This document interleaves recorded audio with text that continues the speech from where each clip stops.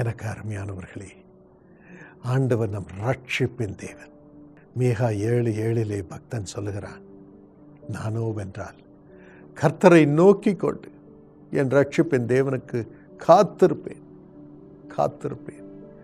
என் தேவன் என்னை கேட்டருளுவார். என்றும் பாவ பழக்கங்களின் நிமித்தம், பாவ இச்சைகளின் நிமித்தம் சாபத்தில் இருக்கிறீர்களா? இருளின் அதிகாரத்தில் வாட்டப்பட்டு தவிக்கிறீர்களா? இழப்பின் மத்தியிலே தனிமையில் வாடுகிறீர்களா? அன்பில்லாத நிலைமையில் தள்ளப்பட்டு இருக்கிறீர்களா? இயேசுவினிடம் வாருங்கள். இயேசப்பா, என் பாவத்தை மன்னியும் சுவாமி, என்னை மறுரூபப்படுத்தும் என்று வேண்டிக் கொள்ளுங்கள். இப்பொழுது அவர் உங்களை ரட்சிப்பார். இயேசு என்றாலே அதற்கு அர்த்தம் ரட்சகர். உங்களை எல்லா பாவத்தின் என்றும் ரட்சித்து திரும்பவும் அவருடைய பிள்ளையாக வாழ வைப்பார்.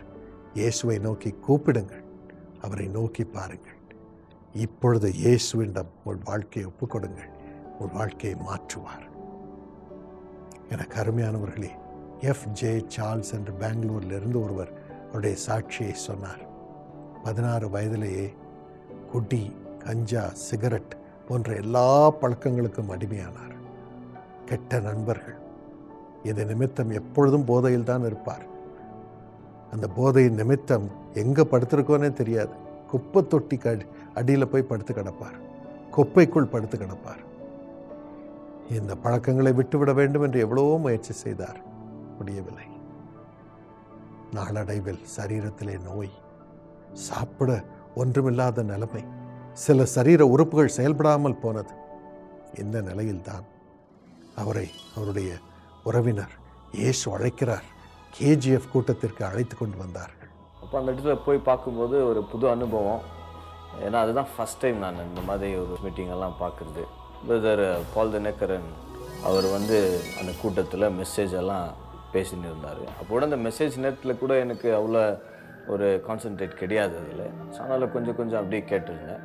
ஆனால் அவர் எல்லாம் பேசி முடித்த பிறகு கடைசியில் ஜெபிக்கிறதுக்கோசரம் ஜெபம் பண்ணும்போது அந்த கூட்டத்திலே அவர் இருக்கிறார் என்று நான் அறியாமல் இயேசுவின் வல்லமையினால் சார்ல்ஸ் என்று ஒருவர் இருக்கிறார். சார்ல்ஸ், உங்கள் மீது இயேசுவின் வல்லமை இப்பொழுது இறங்குகிறது, உங்கள் சரீரத்தை நிரப்புகிறது, எல்லா உறுப்புகளையும் திரும்பவும் உருவாக்குகிறது, இருளின் அதிகாரமெல்லாம் உங்களை விட்டு அகலுகிறது. இயேசுவின் வல்லமையான ஊழியக்காரராக ஆண்டவர் உங்களை மறுரூபப்படுத்துகிறார் என்று சொன்னேன்.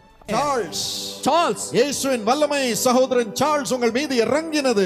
ಯೇಸುವಿನ ಬಲ ಚಾರ್ಲ್ಸ್ ನಿಮ್ಮ ಮೇಲೆ ಇಳಿದು ಬಂದಿದೆ. உங்கள் சரீரத்தையும் நிரப்புகிறது, ನಿಮ್ಮ ಶರೀರವನ್ನು ತುಂಬಿಸುತ್ತಿದೆ, எல்லா உறுப்புகளையும் திரும்ப உருவாக்குகிறது. இயேசுவின் நாமத்தினாலே, ಯೇಸುವಿನ ನಾಮದಲ್ಲಿ ஊழியக்காரனாக மாற்றும். என்ன ஆச்சரியம்!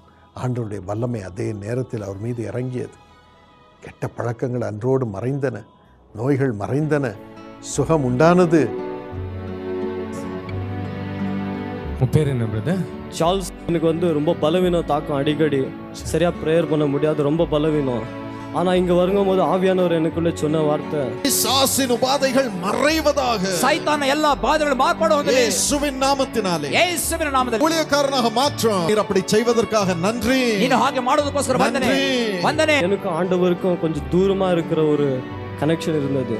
ஆனா இங்க பார்க்கும்போது ஆண்டவரே என் பலவீனம்லாம் நீக்கும், என்னல இருக்கிற எல்லா இருள்களெல்லாம் அகன்று போக செய்யும் அப்படின்னு சொல்லி பிரேயர் பண்ணினேன். நோய்கள் மறைகிறது, எல்லா நோவுಗಳು மார்படுகிறது, மறைகிறது, பலஹீன மறையாಗುತ್ತಿದೆ, எல்லா இருளின் அதிகாரமும் ஓடுகிறது, எல்லா இருளின் அதிகார ஓடுತ್ತಿದೆ. ஆண்டவர் உங்கள் பெயரை சொல்லும்போது எப்படி நீங்க உணர்ந்தீங்க? அப்போ அவர் பேர் சொல்லும்போது கடவுளுடைய வல்லமை மேலே தாக்குச்சு. அவரை தலைமையில கை வச்சு ஜெபம் பண்ணார். அந்த நாள் முதல் அப்படியே கொஞ்சமாக அந்த ட்ரக்ஸ் பழக்கத்திலேருந்து என்னை கடவுள் கொஞ்சம் கொஞ்சமாக என்னை விடுதலையாக்க ஆரம்பித்தார். இன்று அவர் எல்லா பக்கத்திலும் ஆசீர்வாதம் பெற்று திருமணமாகி இயேசுவின் ஊழியத்தை செய்து மற்றவர்களுக்கு அற்புதங்களை கொண்டு வந்து கொண்டிருக்கிறார். அன்பு செலுத்த யாருமே இல்லாத எனக்கு ஆண்டவர் குடும்பத்தை ஏற்படுத்தி, குப்பையில் இருந்த என்னை ஆண்டவர் தூக்கி இந்த நாளில் ஒரு குடும்பத்தை கொடுத்து ஒரு அன்பான ஒரு மனைவி ஆண்டவர் கொடுத்திருக்கிறார். ஆண்டவர் எங்களை ஆசீர்வதித்திருக்கிறார். உங்களுக்கும் ஆண்டவர் இதே செய்வார். இப்பொழுதும் ஆண்டவனே, என் பாவத்திலிருந்து என்னை விடுவியும் என்று கண்ணீரோடு கதறுங்கள். இப்பொழுது இயேசு உங்களை முழுமையாக மறுரூபப்படுத்துவார். இந்த நாள் ஆசீர்வாத நாளாக இருக்கட்டும். இனி வரும் நாட்கள் பரிசுத்தமான நாட்கள், இயேசுவின் பிள்ளை என்ற பெயர் பெற்றிருக்கும் நாட்கள் உங்களுக்கு உண்டாகும்படியாக நான் வேண்டிக் கொள்கிறேன்.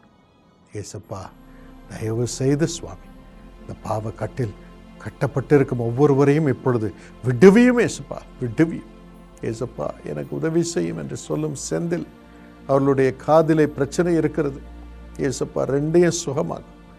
பாவத்திலிருந்து விடுதலை தாரும், காதையும் சுகமாக்கும், புது மனுஷனாக மாற்றும், புது ஜீவனை இறங்கட்டும் இயேசப்பா. அந்த இரத்தத்தினால் ஒவ்வொருவரையும் கழுவும், சுத்திகரியும், புது மனுஷர்களாக மாற்றும்.